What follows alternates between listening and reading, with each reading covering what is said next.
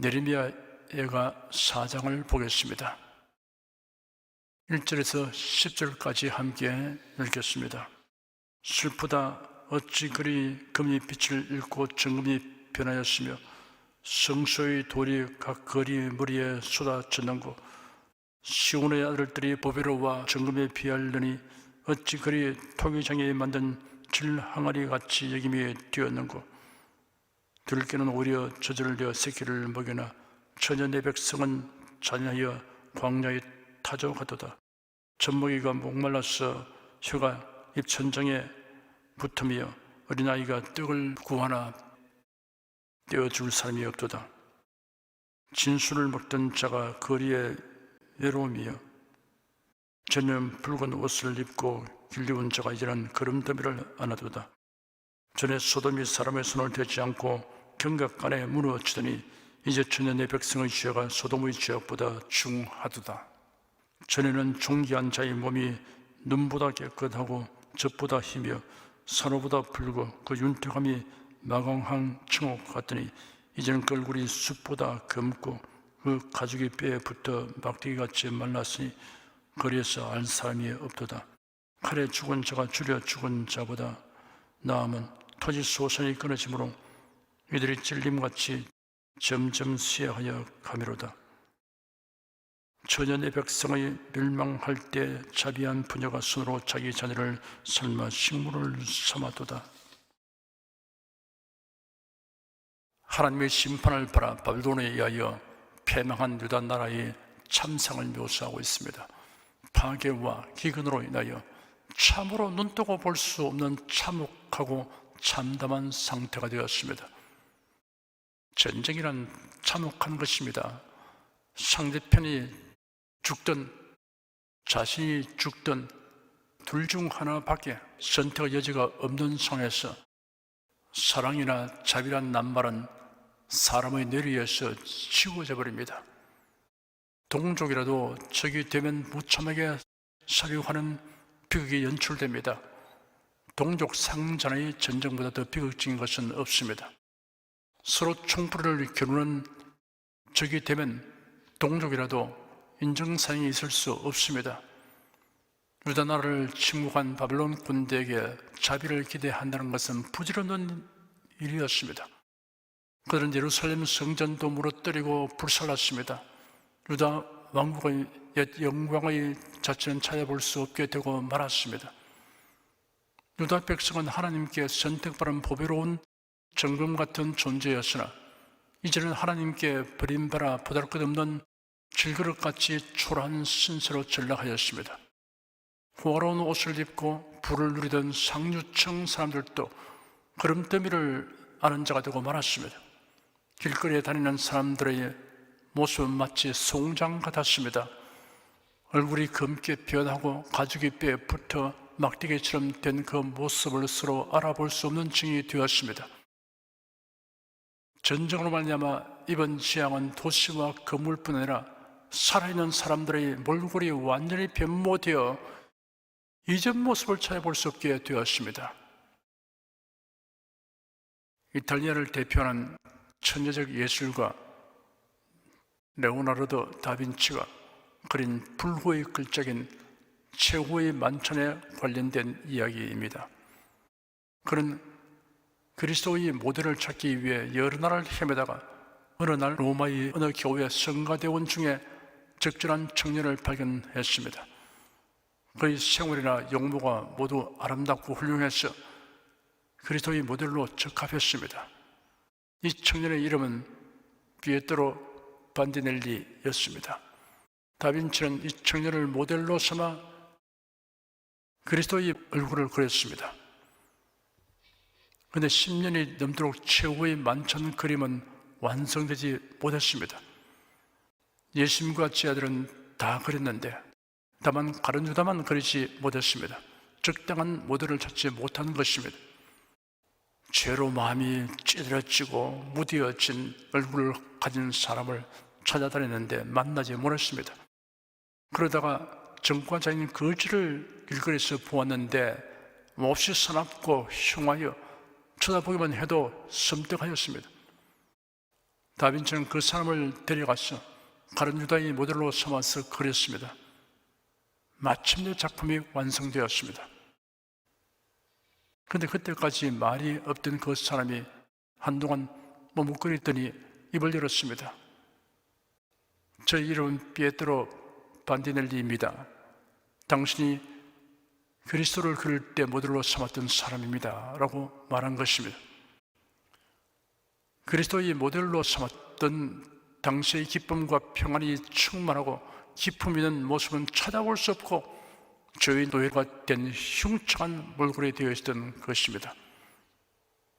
이처럼 변화가 현자여 이전 모습을 알아볼 수 없는 피에트로 반디넬리처럼 된 것이 예루살렘과 유다 백성이었습니다. 아름다운 돌과 레바논의 백목과 금원동 건축자재로 저 눈부시게 아름답고 웅장한 예루살렘 성전과 튼튼한 성곽, 잘 지은 집들과 깨끗한 거리는 불타고 무너져서 폐허가 되었습니다. 차라리 칼에 찔려 죽은 사람이 굶주려 죽는 사람보다 더 낫다고 생각할 정도가 되었습니다. 1년 6개월 동안 바벨론 군대의 포위 상태에서 극심한 기근으로 예루살렘 거민은 아사 상태에 직면하였습니다. 굶주림에 시달린 여인들은 제정신이 아니었습니다. 자식을 삶아먹는 일들도 발생하였습니다. 이 처참한 변모는 우상과 하나님을 겸하여 숨긴 것과 하나님의 말씀을 거역한 결과였습니다. 11절에서 16절까지 함께 읽겠습니다. 여호와께서 분을 발하시며 맹렬한 노를 쏟으시며 시온에 불을 피우사 그 지대를 사르셨도다. 대적과 원수가 예루살렘 성으로 들어갈 줄은 세상 열왕과 천하 모든 백성이 믿지 못하였도다. 그 신자들의 죄와 세상들의 죄악을 인하미니 저희가 성읍 중에서 의인의 피를 흘려도다. 저희가 거리에서 소경같이 방황하며 그 옷이 피에 더러웠으므로 사람이 만질 수 없도다. 사람이 저에게 외쳐 이르기를 부정하다 가라 가라 가라 만지지 말라 하였으며 저희가 도망하여 방황할 때 이방인이 이르기를 저희가 다시는 여기 거하지 못하리라 하였도다. 여호와께서 노하여 흩으시고 다시 근고치 아니하시리니 저희가 제사장들을 높이지 아니하였으며 장로들을 대접지 아니하였으므로다. 도저히 믿을 수 없을 정도로 처참하게 나라가 멸망하는 원인 중에는 제사장과 선지자들의 타락도 중대한 원인이었습니다. 세상 역사가들은 이 점에 관하여 전혀 알지 못합니다. 거짓 예언자들은 사리 사욕을 취하려고 사람들의 비위를 맞추어 그들이 듣기 원하는 소리만 하였습니다. 마치 사업가들이 시장 조사를 하여 구매자들의 성량을 따라 물건을 만들고 상점을 시설하며 물건을 진열하듯이 하였습니다. 하나님이 무엇을 어떻게 선포하기 원하는가에 대한 관심이 없었습니다. 거짓 예언자들과 종교 지도자들은 하나님의 말씀을 바르게 선포하는 자들을 모함하고 죽였습니다. 죽임을 당하는 자는 패배자요 불쌍한 자로 여겨지고 죽이는 자들은 승리자로 여겨질 것입니다. 인간의 삶이 이생밖에 없다면 그렇습니다. 그러나 내세가 있습니다. 죽임을 당한 자는 순교자의 바늘에 서게 되고 영원한 칭찬을 받게 됩니다. 그러나 의인과 참된 선자를 죽인 자들은 결국 심판을 받게 되고 지옥 형벌에 처하게 됩니다. 17절에서 20절까지 함께 읽겠습니다. 우리가 헛되이 도움을 바람으로 우리 눈이 상함이여 우리를 구원치 못할 나를 바라보고 바라보아도다. 저희가 우리 자취를 엿보니 우리가 거리에 행할 수 없으며 우리의 끝이 가깝고 우리의 날이 다하였고 우리의 마지막이 이르렀도다. 우리를 쫓는 자가 공중의 독수리보다 빠르며 산꼭대기에서 쫓고 광야에도 매복하였도다. 우리의 굽김 곧 여호와의 기름 부으신 자가 저희 함정에 빠졌으며 우리가 저를 가리키며 전에 이르기를 우리가 저희 그늘 아래서 열국 중에 살겠다 하던 자로다. 우리가 헛되이 동을 바람으로 우리 눈이 상하며 우리를 구원치 못할 나라를 바라보고도다 하였습니다. 유다 나라는 하나님의 소유된 나라이므로 하나님께 소망을 두고 난국에 처하면 하나님께 호소해야 마땅하였습니다. 그런데도 위기에 처하자 이방 나라들을 의지하였습니다. 하나님 대신 애굽을 의지하고 도움을 학수고대하였습니다. 심지어 예루살렘이 멸망한 후에도 살아남은 자들 중에는 애굽을 의지하는 자들이 있었습니다. 이웃 나라들과 동맹을 맺고 서로 돕는 것이 나쁜 일이 아닙니다. 국제사회에서 고립을 선택하는 것은 지혜롭지 못합니다. 다만 하나님을 경유하는 신앙에 유해한 동맹을 하거나 하나님이 금지한 나라와 동맹하는 것은 화를 자초하는 미련한 일입니다. 애굽을 의지하지 말고 하나님을 의지하라고 예레미야 선지자가 그토록 외쳤지만 왕과 지도층은 마이동풍이었습니다. 오히려 예레미야에게 누명을 덮어 씌워 죽이려 하였습니다.